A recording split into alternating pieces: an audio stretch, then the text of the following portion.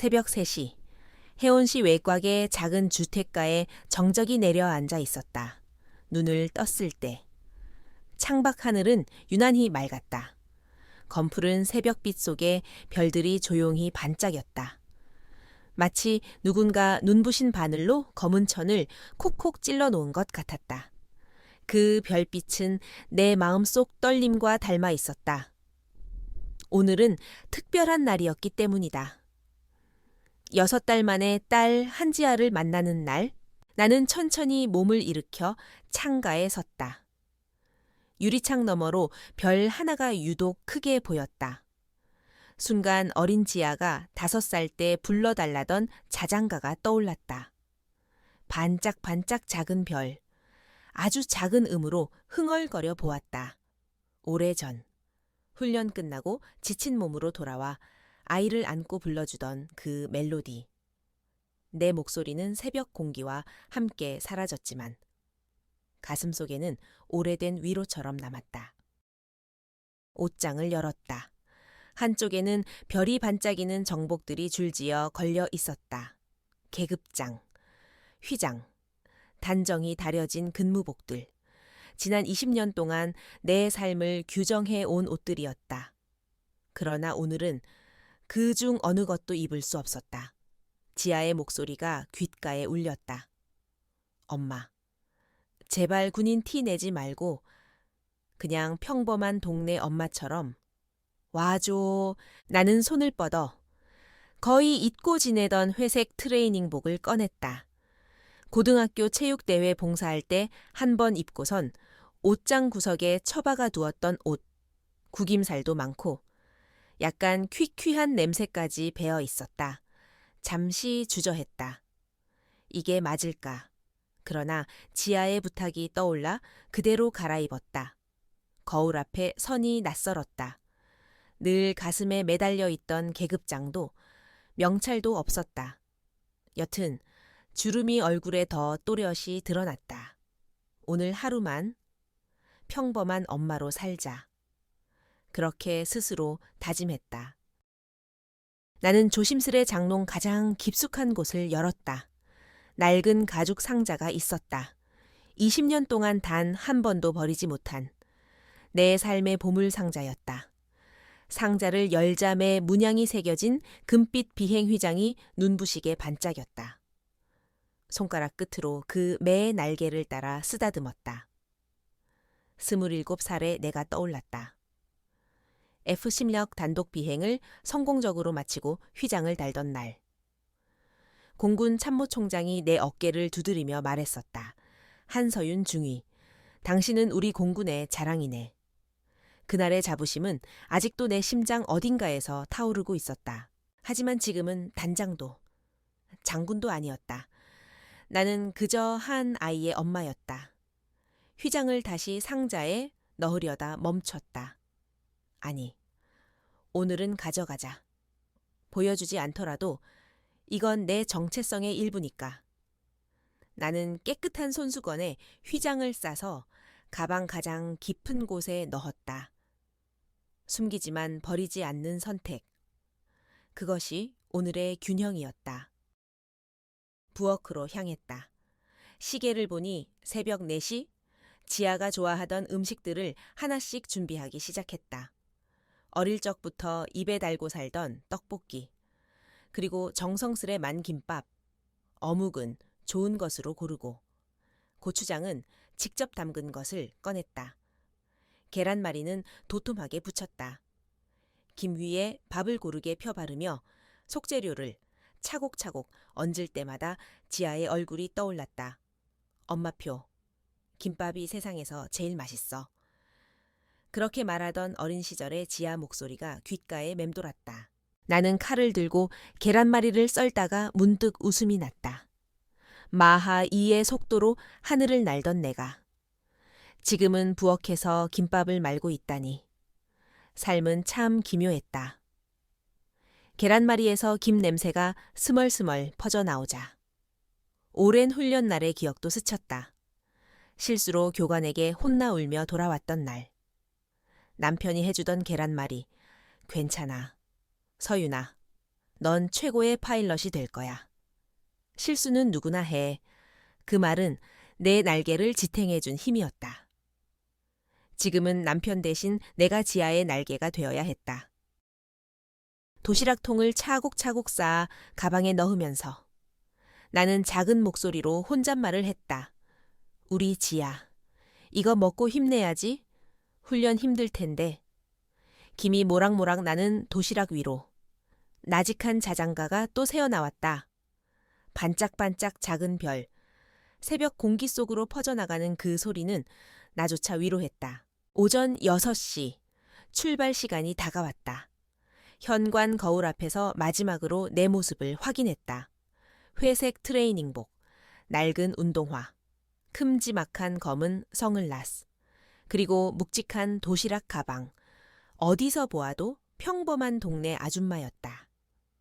그러나 가방 속 깊은 곳에서 느껴지는 금빛 매의 휘장의 무게는 내 안에 진짜 나를 상기시켰다. 숨기고 싶지만 결코 지울 수 없는 정체성. 나는 작은 숨을 내쉬며 거울에 속삭였다. 파이팅. 한서윤. 오늘 하루만은 지아의 평범한 엄마로 그렇게 현관문을 열고 나섰다. 하지만 그 순간조차 몰랐다. 몇 시간 뒤, 이 검은 선글라스 때문에 모든 것이 뒤집힐 줄은 차 시동을 걸자 아직 차갑던 새벽 공기가 차창을 스쳐 지나갔다.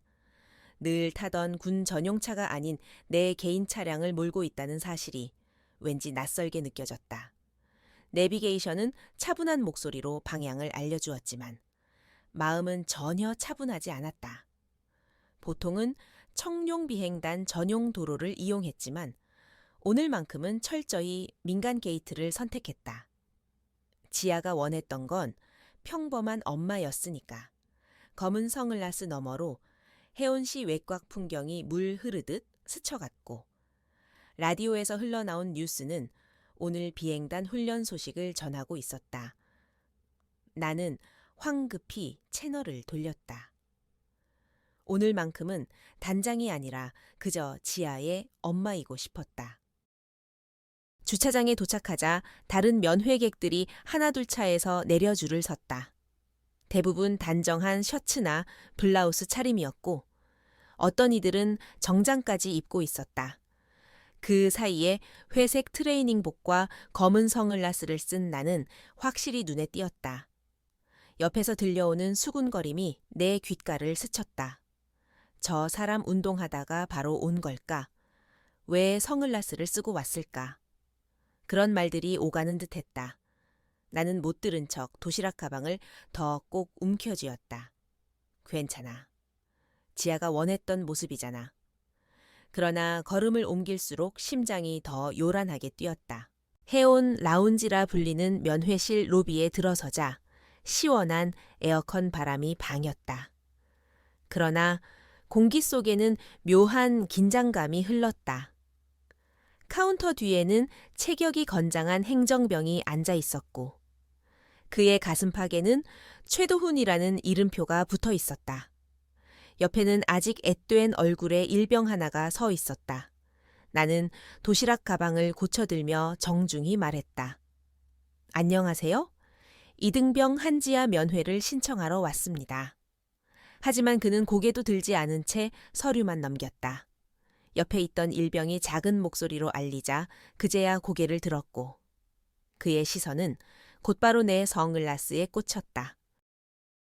아줌마, 실내에서 선글라스는 좀 벗으시죠. 첫 마디부터 날카로웠다. 나는 조용히 선글라스를 벗었다. 그러나 곧 그의 눈빛은 내 복장으로 흘러내리며 다시 비웃음을 띄었다. 트레이닝복이요. 여기가 동네 헬스장이에요. 다른 분들 좀 보세요. 다들 단정하게 오셨는데 이건 예의가 아니죠. 딸이 얼마나 쪽팔리겠어요. 그의 말은 송곳처럼 가슴에 박혔다. 나는 입술을 다물었지만 옆에 있던 일병은 피식 웃으며 거들었다. 요즘도 이런 분이 있네요. 완전 옛날 스타일. 순간 얼굴이 화끈 달아올랐다. 그의 시선은 곧 내가 들고 있는 도시락 가방으로 향했다. 이게 뭐예요? 김밥 냄새 나는데 음식물 반입 금지 모르세요. PX에도 다 있는데 왜 굳이 솔직히 이런 건 그냥 음식물 쓰레기 아닌가요? 그는 발끝으로 가방을 툭 건드렸다. 손끝이 떨려 신청서를 집어들다가 그만 떨어뜨렸고 허리를 숙여 주워드는 동안 코웃음이 귓게 울렸다. 허리는 잘 숙이시네. 그런 정성으로 옷 좀 제대로 입고 오시지. 주변에서 작은 웃음이 퍼졌다. 다른 면회객들의 시선이 차갑게 느껴졌다. 그 순간 문이 열리며 지아가 들어왔다. 짧은 머리와 달라진 표정, 훈련으로 단련된 기운이 느껴졌다. 그러나 나를 보자마자 미소는 굳어졌다. 엄마, 진짜 이렇게 입고 온 거야, 응. 네가 편하게 오라고 해서. 나는 웃어보려 했지만 얼굴이 굳어 있었다. 그때 초회 중사가 자리에서 일어나 우리 쪽으로 걸어왔다. 야, 한지야, 이게 뭐야. 어머니한테 교육을 제대로 안 시켜 이런 복장으로 오면 내 동기들이 뭐라고 하겠어, 김이등병 엄마. 거지 같다고 놀릴 거다. 순간 면회실 아니 술렁였다. 그리고 이건 뭐예요? 성을라스 연예인인 줄 아세요. 못생겨서 가리고 다니는 거예요. 임일병은 킥킥 웃으며 덧붙였다. 어제도 이상한 사람 왔었잖아. 모자 눌러쓰고 내가 버스라고 했지. 지아의 눈가에 눈물이 맺혔다. 중사님, 제발 그만하세요. 내가 뭘 잘못했어 사실을 말하는 건데. 지아는 결국 울음을 터뜨렸다. 엄마, 미안해. 다 내 잘못이야. 나는 그녀를 꼭 안으며 속삭였다. 아니야. 괜찮아. 그러나 전혀 괜찮지 않았다. 최 중사는 마지막 일격을 가했다. 그리고 이 도시락. 진짜 답답하네. 누가 먹겠어요, 그냥 음식물 쓰레기지. 발로 도시락 가방을 걷어차자 통이 쓰러지며 떡볶이 소스가 바닥에 퍼졌다. 고추장의 매운 냄새가 공기 중에 가득 퍼졌다. 임일병은 코를 막으며 과장되게 몸을 흔들었다. 냄새 좀 봐. 여기가 무슨 분식집이에요? 나는 더는 참을 수 없었다. 그러나 동시에 알았다. 여기서 내 정체를 드러내면 지아가 앞으로 군 생활에서 더 힘들어질 거라는 걸. 떨리는 목소리로 말했다. 지아야, 엄마가 다시 올게. 엄마, 가지 마. 6달 만에 온 건데 지아가 내 팔을 붙잡았지만 나는 억지로 손을 뿌리며 일어섰다. 다음엔 제대로 하고 올게. 밖으로 나오자 다리에 힘이 풀렸다. 벽에 기대어 숨을 고르며 손에 들고 있던 검은 성을라스를 바라봤다. 성을라스 너머로 숨으려 했던 내가 한심했다. 가방 속에 손을 넣자 금빛 매 휘장이 손끝에 잡혔다. 지금 당장 꺼내서 보여주고 싶은 충동이 솟구쳤지만 꾹 눌렀다. 아직은 때가 아니었다. 그때 휴대폰이 울렸다. 지아였다. 엄마, 정말 미안해. 그 중사님, 원래 좀 그래. 엄마. 괜찮지? 나는 떨리는 목소리로 대답했다. 그래. 엄마는 괜찮아. 그러나 눈에서는 이미 뜨거운 것이 흘러내리고 있었다. 차에 올라탄 나는 핸들을 잡았지만 손이 미세하게 떨렸다. 분노 때문인지 모욕 때문인지 알 수 없었다. 백미러 속 내 모습은 초라한 트레이닝복을 입은 중년 여성이었지만 그 안에는 폭풍이 몰아치고 있었다. 나는 성을라스를 다시 쓰고 결심했다. 이대로 끝낼 수는 없어. 이건 내 문제가 아니라 모든 군인 가족들의 존엄성 문제다. 차 안에서 오래도록 울고 난 후 가방 속에서 휘장을 꺼내 햇빛에 비춰보았다. 금빛 매가 반짝였다. 27살의 내 목소리가 귓가에 울렸다. 하늘을 믿어라. 나는 단축번호 1번을 눌렀다. 예, 단장님.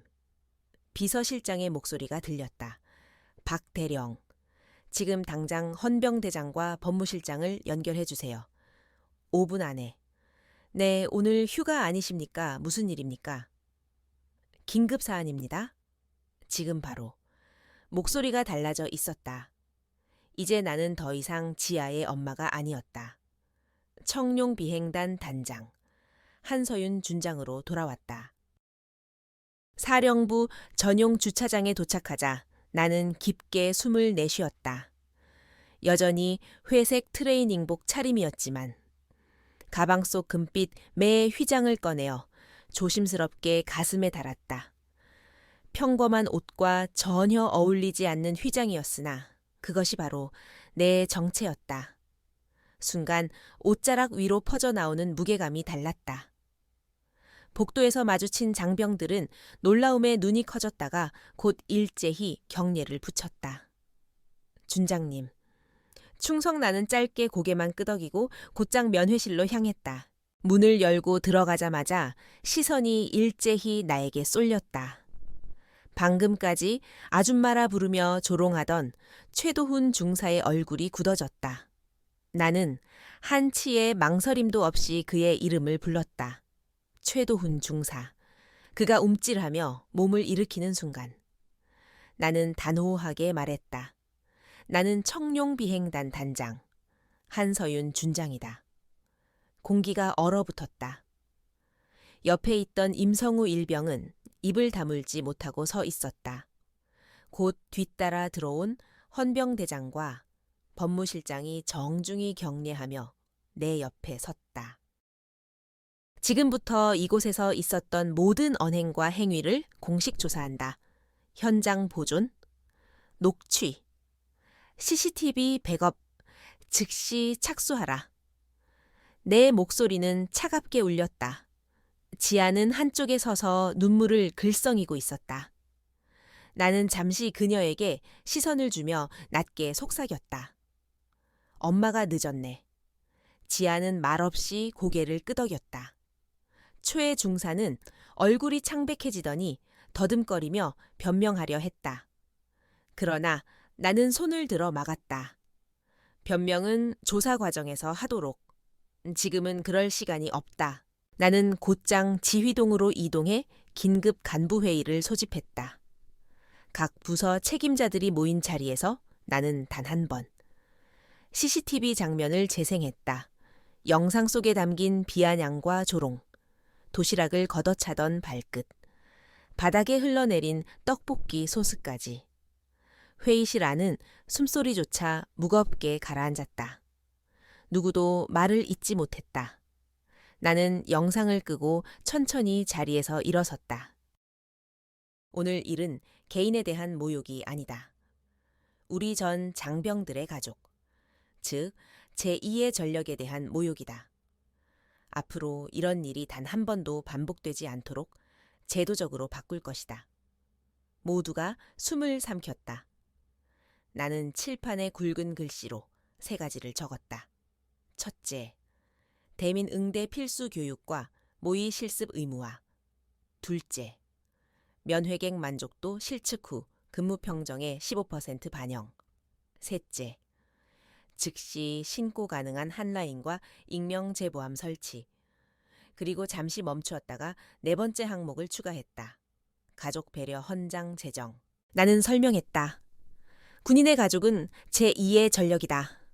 외모, 복장, 직업, 장애, 언어, 나이. 그 어떤 조건으로도 차별받아서는 안 된다. 이를 문서화하고 정운에 공표한다. 회의실의 공기는 전과 달리 결연하게 바뀌어 있었다. 모두 고개를 끄덕였다. 반대는 나오지 않았다. 그날 저녁, 최도훈 중사와 임성우 일병에 대한 징계 절차가 개시되었다. 직권남용과 모욕적 언행으로 최 중사는 보직해임과 감봉, 정직 처분에 회부되었다. 임 일병 역시 방조 책임으로 교육 및 근신 조치가 내려졌다. 하지만 나는 개인적 분노를 내세우지 않았다. 오직 규정과 원칙만 언급했다. 회의가 끝나갈 무렵 뜻밖에도 초의 중사가 면담을 요청해 왔다. 헌병대의 감시 아래 들어온 그는 고개를 깊이 숙였다. 준장님, 변명할 생각은 없습니다.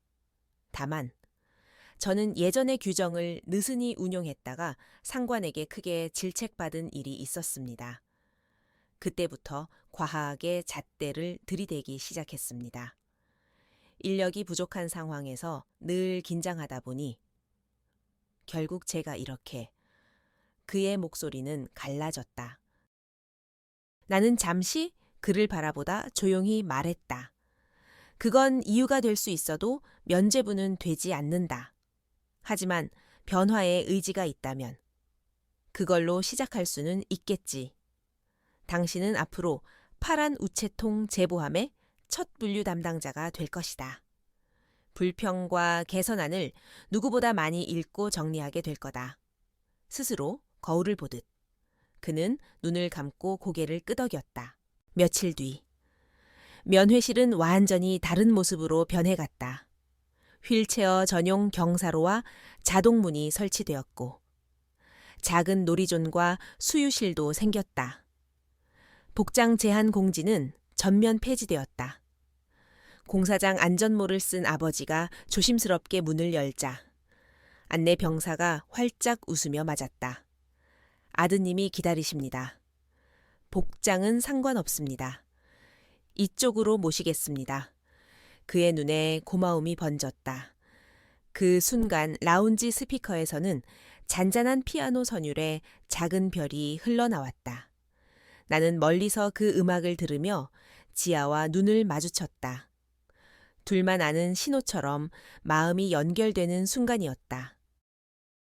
며칠 사이 언론이 들끓었다. 트레이닝복 입은 엄마. 사실은 청룡비행단 단장이라는 제목이 주요 뉴스 화면을 장식했다. 자극적인 헤드라인 뒤에는 내 얼굴이 그대로 비쳤다. 선글라스를 벗은 채. 면회실 한가운데 서서 휘장을 가슴에 단 모습. 기자들은 숨겨진 별이 드러난 순간이라고 표현했다. 나는 뉴스 화면을 보며 깊은 숨을 내쉬었다. 이건 내가 원하던 노출은 아니었지만 이미 시작된 흐름을 막을 수는 없었다. 사령부에서는 긴급히 대대적인 개선 방안이 추진되었다. 면회실 개편 공사가 속도를 냈고 장병 대상 서비스 교육이 전군 단위로 확산되었다. 동시에 민간인 상담 전화를 24시간 운영하는 전담 부서가 설치되었다. 이 모든 것이 불과 며칠 만에 이루어진 일이었다. 각종 제보도 쏟아졌다. 작업복을 입고 면회를 왔다가 모욕을 당한 아버지.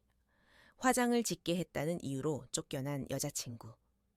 휠체어를 탔다고 눈총을 받은 어머니. 이야기는 끝도 없었다.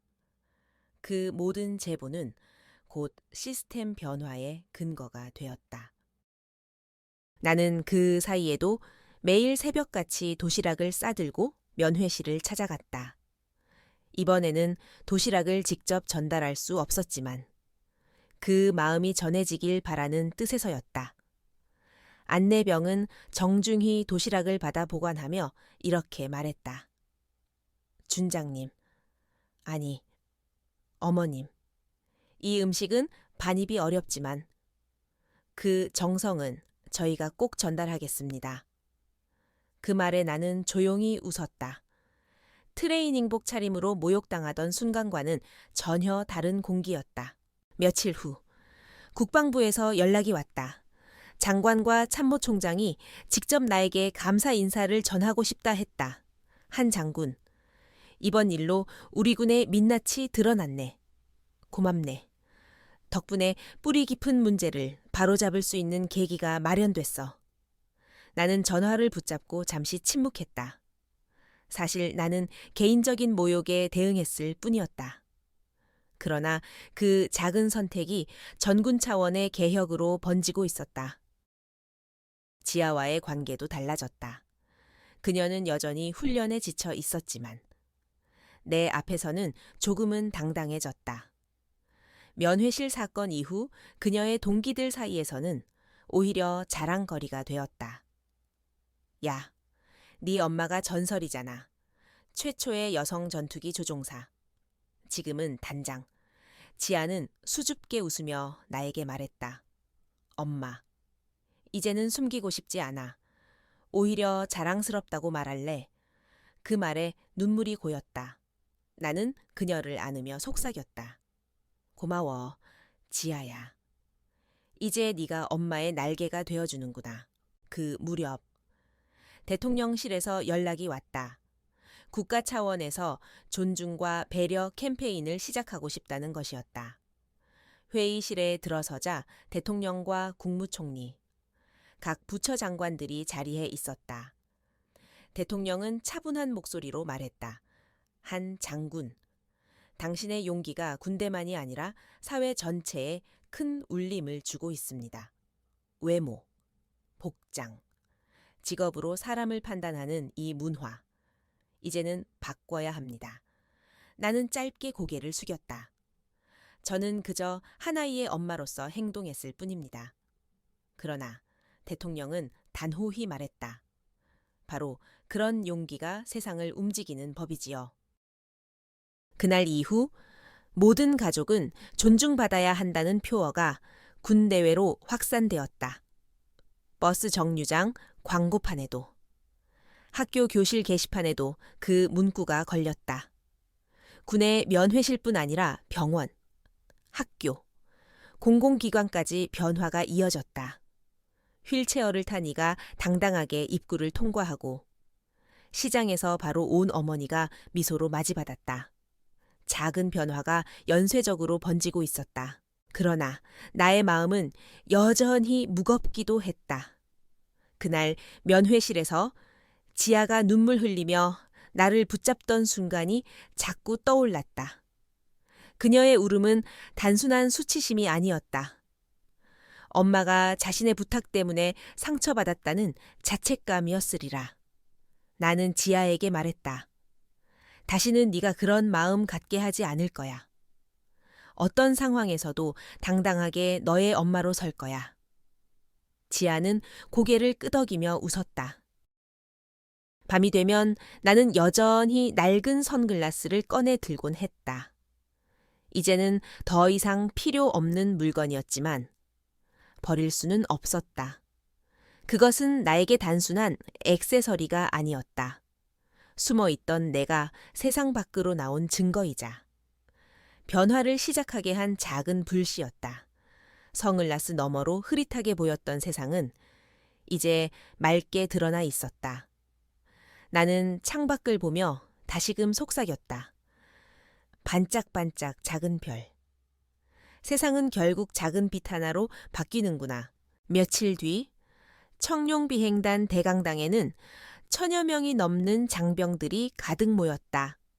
나는 정복을 완벽히 갖춰 입고 단상 위에 섰다. 가슴에는 여전히 금빛매 휘장이 반짝였다. 잠시 강당을 둘러보았다. 수많은 눈빛이 나에게 쏠려 있었다. 사건 이후 모두가 긴장하고 있다는 것을 느낄 수 있었다. 나는 마이크를 잡고 천천히 입을 열었다. 여러분, 우리는 왜 군인이 되었습니까? 질문이 울려 퍼지자 잠시 정적이 흘렀다. 곧 수백 명의 목소리가 합쳐져 대답했다. 국민을 지키기 위해서입니다. 나는 고개를 끄덕이며 말을 이었다. 맞습니다. 그런데 우리가 지켜야 할 국민이 누구입니까? 바로 우리의 가족입니다. 부모님, 형제자매, 자녀, 연인, 그들이 있어야 우리가 안심하고 복무할 수 있습니다. 그런데 면회실에서 그들을 모욕한다면 그게 진정한 군인입니까? 강당은 숨죽인 듯 고요해졌다. 나는 다시 천천히 말을 이어갔다. 외모와 복장, 직업과 배경으로 누군가를 판단하는 순간 우리는 군인의 자격을 잃습니다. 여러분, 기억하십시오. 군인의 가족은 제2의 전력입니다. 그들을 존중하지 않는 사람은 이 부대에 있을 자격이 없습니다. 단호한 목소리가 마치 벼락처럼 울려 퍼졌다. 장병들의 표정이 굳더니 곧 서서히 바뀌었다.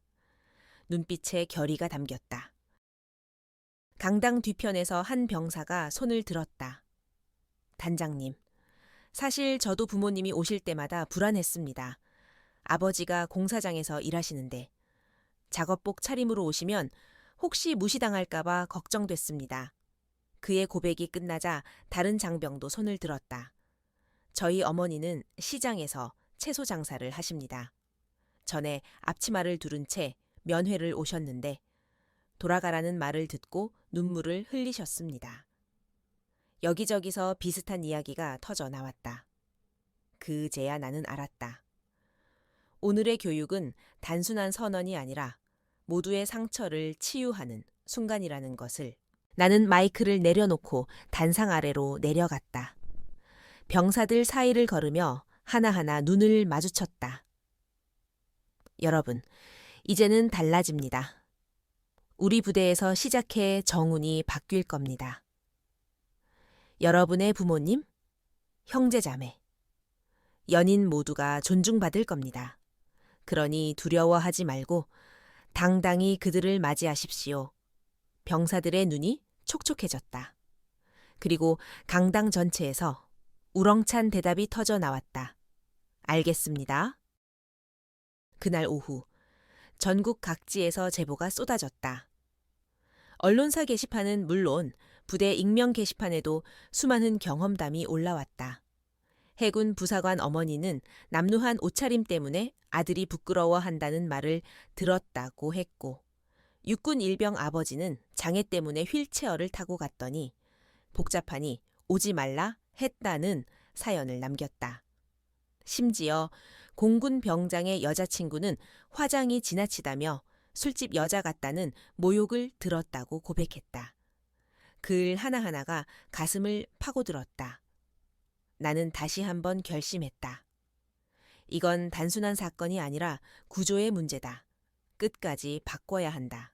다음 날 청와대에서 열린 회의에 참석했다. 대통령은 국무총리와 국방부 장관, 여성가족부 장관과 함께 자리를 지키고 있었다. 대통령이 나를 향해 말했다. 한 장군, 어제 당신의 연설을 봤습니다. 국민들이 감동했습니다. 이제는 군대를 넘어 사회 전체의 문화를 바꿀 때입니다. 국무총리도 고개를 끄덕였다. 이건 단순히 군 기강 문제가 아니라 우리 사회의 인권 문제입니다.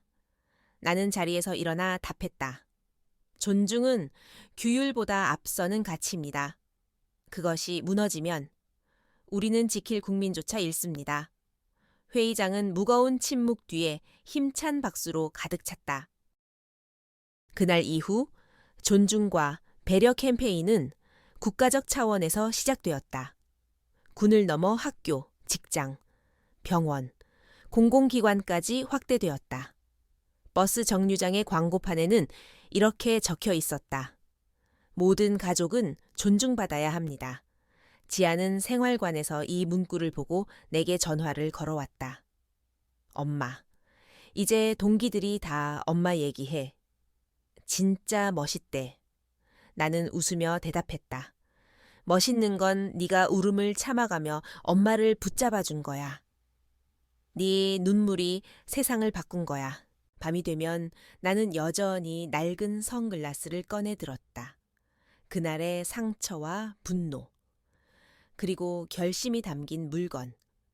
그러나 이제는 부끄러움이 아니라 다짐의 상징이 되었다.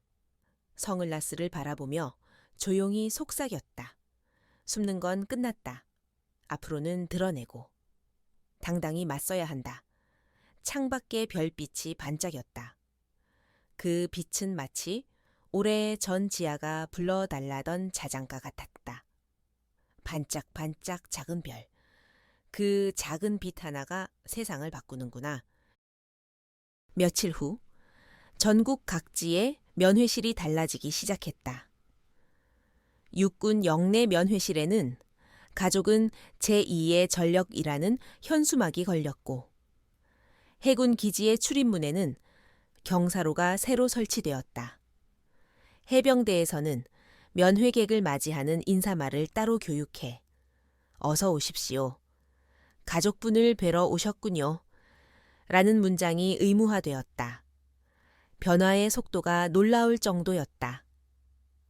언론은 이를 청룡 효과라고 불렀다. 하지만 나는 알았다.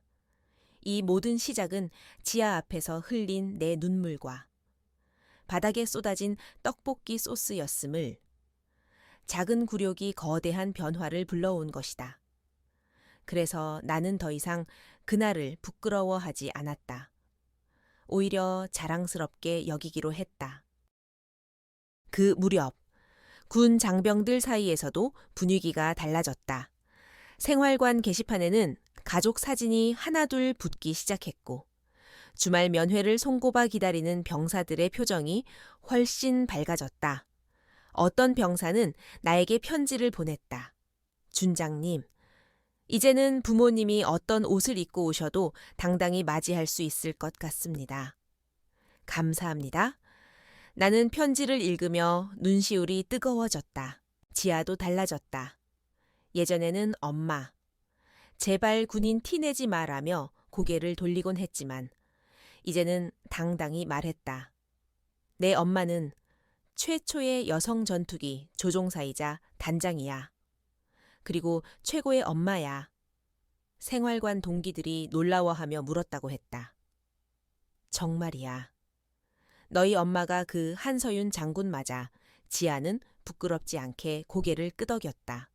그 말을 들었을 때 나는 비로소 무거웠던 마음의 돌이 내려가는 듯 했다.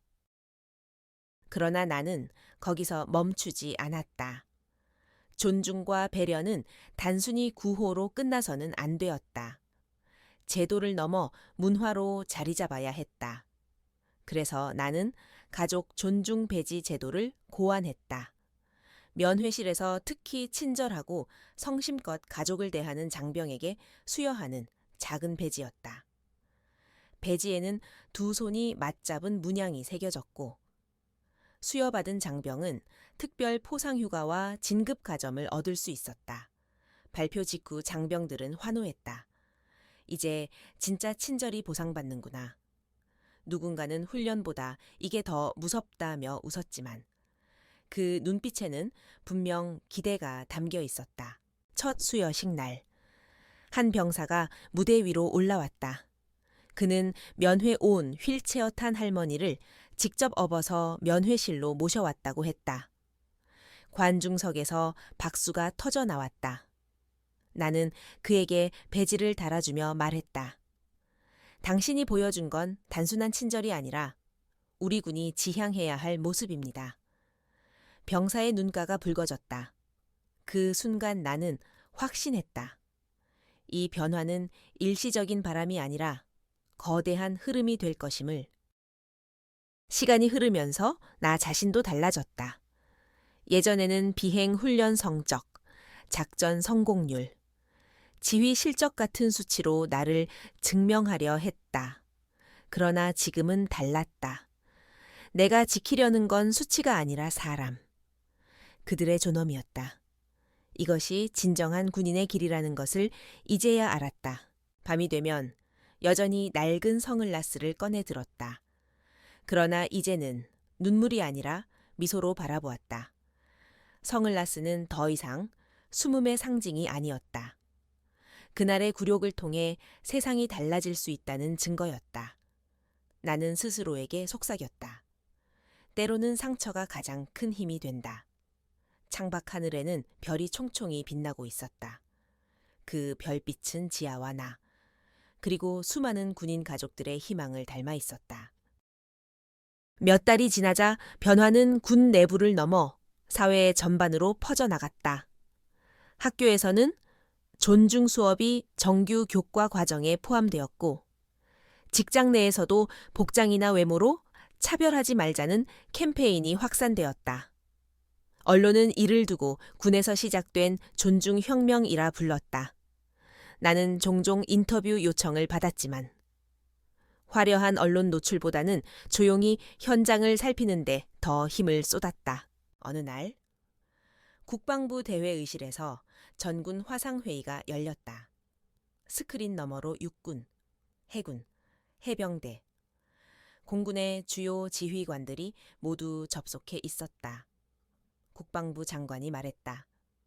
여러분도 아시다시피 이번 존중 캠페인은 정군에서 반드시 정착시켜야 할 과제입니다. 이 흐름을 막을 수는 없습니다. 나는 단상에 서서 각 군의 시선을 마주하며 발표를 이어갔다. 이제 면회실에서의 차별은 과거의 일이 되어야 합니다. 우리 모두가 변화를 만들어가야 합니다. 한 육군 군단장이 손을 들었다. 단장님, 그렇다면 최소한의 품위는 어떻게 유지해야 합니까?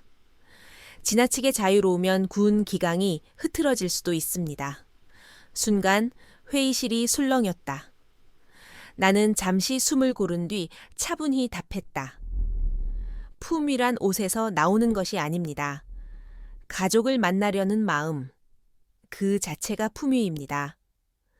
그것을 무시하는 것이야말로 군 기강을 해치는 일입니다. 내 말이 끝나자 화면 너머로 고개가 끄덕여지는 것이 보였다. 더 이상 반대 의견은 나오지 않았다. 그날 이후 전국 모든 면회실에서 복장 제한이 공식적으로 폐지되었다. 슬리퍼든 작업복이든 앞치마든 상관없었다. 중요한 건 그 사람이 누군가의 가족이라는 사실뿐이었다. 나는 곧바로 청룡비행단 면회실을 다시 찾았다. 이미 내부는 완전히 바뀌어 있었다. 카페 같은 인테리어, 부드러운 조명, 아늑한 소파와 테이블, 어린이 놀이 공간과 수유실까지 마련되어 있었다. 무엇보다 안내를 맡은 장병들의 태도가 확 달라졌다. 어서 오세요. 누구 면회를 오셨습니까? 편하게 기다리시면 바로 연락드리겠습니다. 그 따뜻한 말 한마디에 면회객들의 얼굴이 환해졌다. 그날 나는 휠체어를 탄 할머니 한 분을 보았다. 2명의 병사가 정중하게 다가가 부축하며 안내했다. 할머니, 손자분이 곧 나오십니다.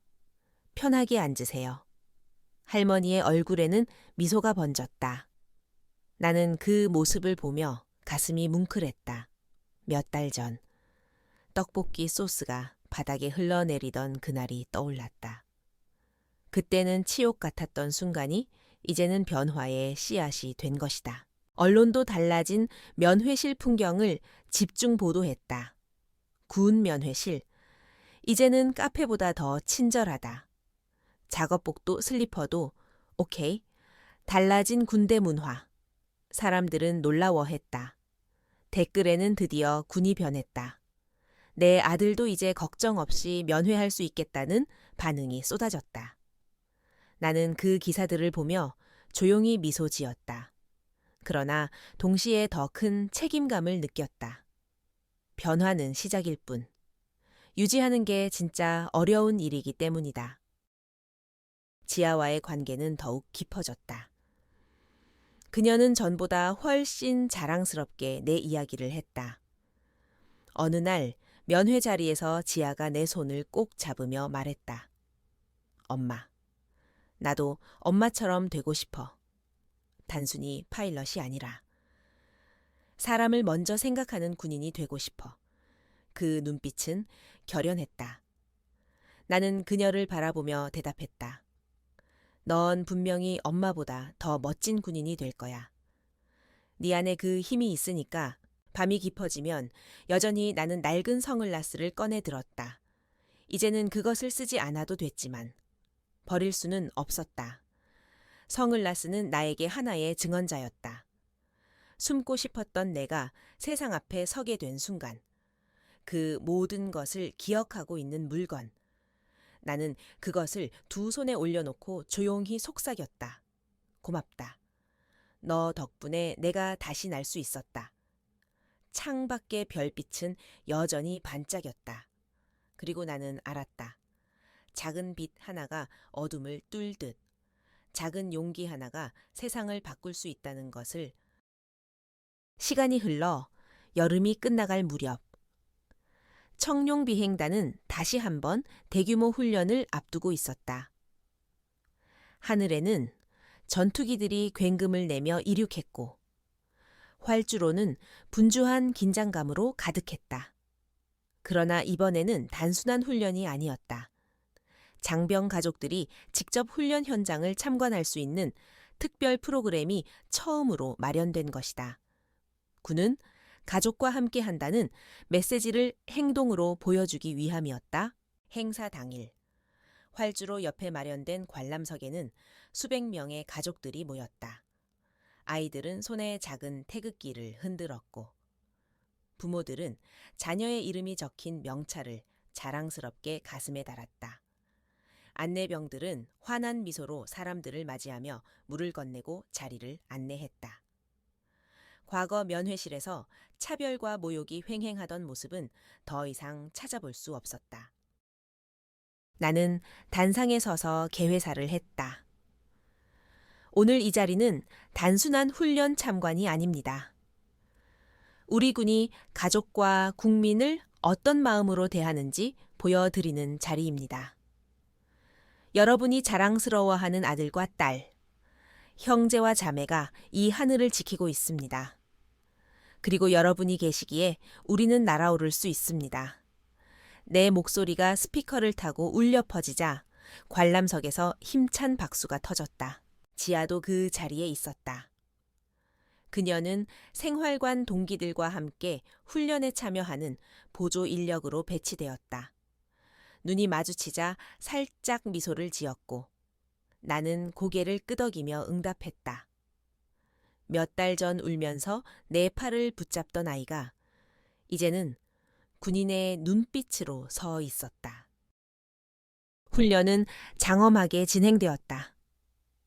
편대가 V자 대형을 이루며 창공을 가르고 폭음과 함께 고개 비행이 이어졌다. 가족들의 환호성이 하늘을 울렸다. 어떤 아이는 아빠 멋있다를 외치며 손을 흔들었고 한 어머니는 눈시울을 붉히며 저게 내 아들이야 라고 말했다. 나는 그 순간 확신했다. 군의 힘은 단순한 무기가 아니라 이런 마음에서 비롯된다는 것을. 행사가 끝난 뒤 한 노인이 나에게 다가왔다. 그는 흰 머리에 손때, 묻은 모자를 눌러쓰고 있었다. 준장님, 고맙습니다. 저는 올해 전 아들을 군에 보냈다가 사고로 잃었습니다. 그때 아무도 우리 가족을 위로해주지 않았습니다. 오히려 괜히 군대 욕하지 말라는 말만 들었지요. 그런데 오늘 이 자리에 와서 처음으로 군이 우리 가족을 품어준다는 걸 느꼈습니다. 그의 떨리는 손을 내가 두 손으로 꼭 잡았다. 이제는 달라질 겁니다. 누구도 그런 아픔을 혼자 감당하게 두지 않겠습니다. 그날 밤 나는 다시 집무실에 홀로 앉았다. 창밖에는 별빛이 가득했고 책상 위에는 낡은 선글라스가 놓여 있었다. 나는 그것을 가만히 집어들었다. 이제 더 이상 숨을 필요는 없었다. 하지만 나는 알았다. 언젠가 또 다른 상황에서 누군가는 나처럼 모욕을 당하고 눈물을 흘릴 수 있다는 것을. 그래서 멈출 수 없었다. 서랍을 열어 작은 노트를 꺼냈다. 거기에는 내가 떠오를 때마다 적어둔 다짐과 계획이 빼곡히 적혀 있었다.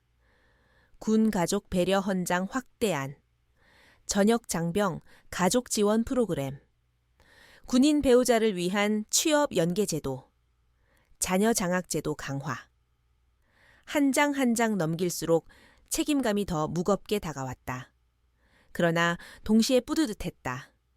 이 길 끝에는 반드시 더 나은 군, 더 나은 사회가 있을 거라는 확신이 있었다. 휴대폰이 울렸다. 지아였다. 엄마, 오늘 진짜 멋있었어. 동기들이 다들 그러더라. 너희 엄마는 하늘을 나는 별 같다고. 나는 웃음이 났다. 그 별은 네가 켜준 거야. 지아야, 네 눈물이 불씨가 돼서 세상을 바꾼 거지. 잠시 침묵이 흐르더니 지아가 말했다. 엄마, 나도 언젠가 하늘을 날고 싶어. 조종사가 되고 싶어. 그 순간 가슴이 벅차올랐다. 그래, 지아야. 네가 원한다면 하늘은 반드시 네 편이 될 거야. 전화를 끊고 창밖을 바라보았다. 까만 하늘의 작은 별 하나가 유난히 밝게 빛나고 있었다. 나는 속삭였다. 반짝반짝 작은 별. 오늘도 길을 밝혀줘. 선글라스를 내려놓고 휘장을 매만졌다. 그리고 다시 다짐했다. 아직 끝나지 않았다. 더 큰 변화가 기다리고 있다. 나는 멈추지 않을 것이다. 가을 바람이 선선히 불어오던 어느 날, 국방부에서 긴급 연락이 들어왔다. 한 부대에서 면회객 차별 사건이 다시 발생했다는 보고였다. 이번에는 한 다문화 가정의 어머니가 억울함을 호소하고 있었다. 피부색이 다르다는 이유로 모욕을 당한 것이었다. 순간 가슴이 무겁게 내려앉았다. 분명 많은 것이 변했지만 여전히 갈 길이 멀다는 사실을 새삼 깨달았다. 나는 즉시 현장 조사를 지시하고 그 가족을 직접 만나기로 했다. 면회실 한쪽에서 만난 어머니는 조심스레 고개를 숙였다. 죄송합니다. 준장님, 괜히 문제를 만든 건 아닌지. 나는 곧장 손을 잡아 올렸다. 사과할 필요 없습니다. 잘못은 결코 당신이 아니라 우리에게 있습니다. 용기를 내주셔서 감사합니다. 그녀의 눈에 눈물이 맺혔다. 그 순간 나는 더욱 확고히 결심했다. 변화는 아직 끝나지 않았다. 사령부 회의실에 간부들을 모아놓고 단호히 말했다. 한 번의 개혁으로 세상이 바뀌는 게 아닙니다. 우리는 계속 점검하고 다시 다잡고 끊임없이 고쳐나가야 합니다. 존중은 일회성 구호가 아니라 습관이어야 합니다. 회의실 안의 장교들은 고개를 끄덕였다. 모두가 지쳐 있었지만 눈빛에는 분명 결의가 살아 있었다. 며칠 뒤 지아에게서 편지가 왔다. 삐뚤빼뚤한 글씨 속에는 그녀의 진심이 담겨 있었다. 엄마, 나는 훈련이 아무리 힘들어도 엄마가 걸어온 길을 보면서 버틸 수 있어. 엄마가 당한 모욕을 이겨내고 세상을 바꾸는 걸 보면서 나도 언젠가 꼭 그런 군인이 되고 싶어졌어. 아직은 많이 부족하지만 내 안에도 작은 별이 있다는 걸 믿게 됐어. 편지를 읽는 순간 눈물이 차올랐다. 이 아이는 이미 날고 있었다. 하늘이 아니라 마음에서부터. 그러나 현실은 녹록지 않았다. 언론은 개혁에도 불구하고 여전히 잔재가 남아 있다며 비판했고, 일부는 과도한 인권 강조가 군 기강을 해친다는 목소리를 내기도 했다. 회의석상에서 나는 흔들리지 않으려 애썼다. 군 기강은 존중 위에 세워져야 합니다. 두려움과 차별 위에 세운 질서는 오래가지 못합니다. 그러나 속으로는 알고 있었다. 나 자신도 더 단단한 증거를 보여줘야 한다는 것을. 그 무렵 대통령실에서 나를 불렀다. 대통령은 차분한 목소리로 말했다. 한 장군, 이제는 군대 안에서만 머물 일이 아닙니다. 사회 전체에 울림을 주어야 합니다. 공개 연설을 준비해 주십시오. 전 국민 앞에서 메시지를 전해주길 바랍니다. 나는 잠시 망설였다. 사적인 모욕에서 출발한 일이 국가적 연단으로 이어지다니. 그러나 곧 고개를 끄덕였다. 피할 수 없다면 감당해야 했다. 연설 준비는 쉽지 않았다. 원고를 쓰다 보면 자꾸만 눈앞에 지아가 울던 얼굴이 떠올랐다. 그때의 수치와 아픔을 어떻게 담아야 할까? 나는 결국 화려한 문장 대신 그날 그대로의 기억을 적었다. 검은 선글라스, 회색 트레이닝복, 바닥에 흘러내리던 떡볶이 소스, 그리고 음식물 쓰레기라는 말. 그리고 마지막에는 이렇게 적었다. 그러나 그 쓰레기라고 불린 도시락이 결국 세상을 바꾸는 씨앗이 되었습니다. 연설 전날 밤. 창밖에는 구름 사이로 별빛이 반짝였다. 나는 다시 성을라스를 꺼내 들었다. 손끝에 닿는 차가운 감촉이 아직도 선명했다. 눈을 감고 속삭였다. 내일이면 너의 역할은 끝나겠지. 숨기던 내가 세상 앞에 서는 날이니까. 하지만 네 덕분에 여기까지 왔어. 그 순간 이상하게도 마음이 편안해졌다. 두려움 대신 고요한 결심이 자리 잡았다.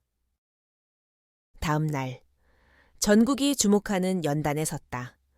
수많은 카메라 플래시가 번쩍였고 수천 명의 시민과 장병 가족들이 지켜보고 있었다. 나는 마이크 앞에서 깊은 숨을 내쉬었다. 그리고 단호히 입을 열었다.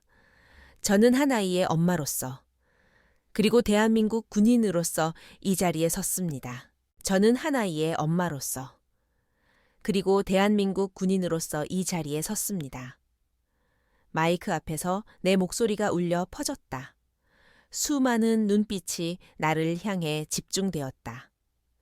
나는 잠시 숨을 고르고 이어 말했다. 여러분, 저는 얼마 전 단순히 회색 트레이닝복을 입고 딸을 만나러 갔다가 모욕을 당했습니다. 그날 저는 음식물 쓰레기라는 말을 들었고 제 도시락은 바닥에 쏟아졌습니다. 하지만 그 순간이 바로 변화의 시작이었습니다. 관중석은 숨을 죽인 듯 고요했다. 나는 용기를 내어 가장 아픈 기억을 꺼냈다. 저는 평생을 군인으로 살아왔습니다. 수많은 훈련과 작전을 수행했고 전투기 조종석에서 죽음을 각오한 순간도 있었습니다. 그러나 가장 큰 상처는 딸의 눈앞에서 엄마가 모욕당하는 모습이었습니다. 그 눈물이 저를 무너뜨렸고 동시에 다시 일어서게 만들었습니다. 목소리가 떨렸지만 나는 끝까지 이어갔다. 군인의 가족은 단순한 방문객이 아닙니다. 그들은 우리를 지탱하는 힘입니다. 아들의 첫 걸음을 기억하는 어머니, 밤새 기도를 올리는 아버지, 이병날 눈물을 삼킨 연인. 그들이 있기에 우리는 버티고, 날고, 지킬 수 있습니다. 그렇다면 그들을 존중하는 것이야말로 진짜 군인의 기강 아닙니까? 순간 장내에서 큰 박수가 터졌다. 나는 마지막 문장을 천천히 내뱉었다. 존중은 선택이 아니라 의무입니다. 그리고 그 의무는 오늘 이 자리에서 끝나지 않습니다. 우리 모두가, 이 사회 전체가 함께 지켜야 할 약속입니다. 마이크를 내려놓자 우레 같은 박수와 함성이 터져 나왔다. 플래시가 쉴 새 없이 터졌고 사람들의 얼굴에는 눈물이 맺혀 있었다. 연설이 끝난 뒤 나는 무대 뒤에서 지아를 만났다. 그녀는 눈시울이 붉어진 차에 달려와 내 품에 안겼다. 엄마, 정말 멋있었어. 모두가 엄마 얘기를 하면서 울고 웃었어. 나도 너무 자랑스러워. 나는 그녀를 꼭 끌어안았다. 고맙다. 지아야. 네가 울던 그날이 없었다면 엄마도 이렇게 설 수 없었을 거야. 그날 이후 전국 곳곳에서 변화가 가속화되었다. 군뿐 아니라 학교, 기업, 병원까지 존중과 배려를 실천하는 문화가 퍼졌다. 버스 정류장 광고판에는 모든 가족은 존중받아야 합니다. 라는 문구가 걸렸고 어린이들은 교실에서 다른 점을 존중하는 게 진짜 용기라는 수업을 받았다. 작은 불씨가 거대한 불길로 번져나가고 있었다. 몇 주 후, 청룡비행단에서 마지막으로 특별한 행사가 열렸다. 이름하여 가족의 날이었다. 활주로 한가운데에 길게 테이블이 놓였고 장병과 가족들이 함께 식사를 나누었다. 군악대가 연주하는 음악이 흘러나왔고 하늘에는 전투기 편대가 축하 비행을 선보였다. 웃음과 환호, 눈물이 뒤섞인 자리였다. 나는 그 장면을 바라보며 마음속 깊이 다짐했다. 이제는 두려움이 아니라 사랑이 우리를 묶는다. 해가 저물 무렵 나는 혼자 활주로 끝에 섰다. 붉은 노을이 하늘을 물들이고 있었다. 가방 속에서 오래된 선글라스를 꺼내 손에 올려놓았다. 이제는 더 이상 필요 없는 물건이었지만 차마 버릴 수 없었다. 그것은 나의 상처이자 출발점, 그리고 증거였다. 나는 조용히 중얼거렸다. 고맙다. 너 덕분에 세상이 달라졌다. 그리고는 조심스레 선글라스를 비행단 기념관 전시대에 올려두었다. 숨기려 했던 군인의 얼굴이 세상 앞에 드러난 순간, 여기서 새로운 역사가 시작되었다라는 작은 설명문과 함께 그날 밤 창밖의 별빛이 유난히 밝았다. 나는 지아와 함께 앉아 별을 바라보았다. 지아가 속삭였다. 엄마, 저 별이 엄마 같아. 항상 빛나면서 길을 보여주잖아. 나는 웃으며 대답했다. 아니야. 지아야. 저 별은 바로 너야. 내 눈물이 세상을 바꿨으니까. 멀리서 군악대의 연주가 잔잔히 들려왔다. 나는 마음속으로 오래된 자장가를 흥얼거렸다. 반짝반짝 작은 별. 어둠 속에서도 빛을 잃지 않는 작은 별. 이제 나는 알았다. 우리는 모두 누군가의 별이고 그 빛은 언젠가 세상을 바꿀 수 있다는 것을, 그리고 그 믿음이야말로 내가 남길 마지막 휘장보다 더 소중한 유산이라는 것을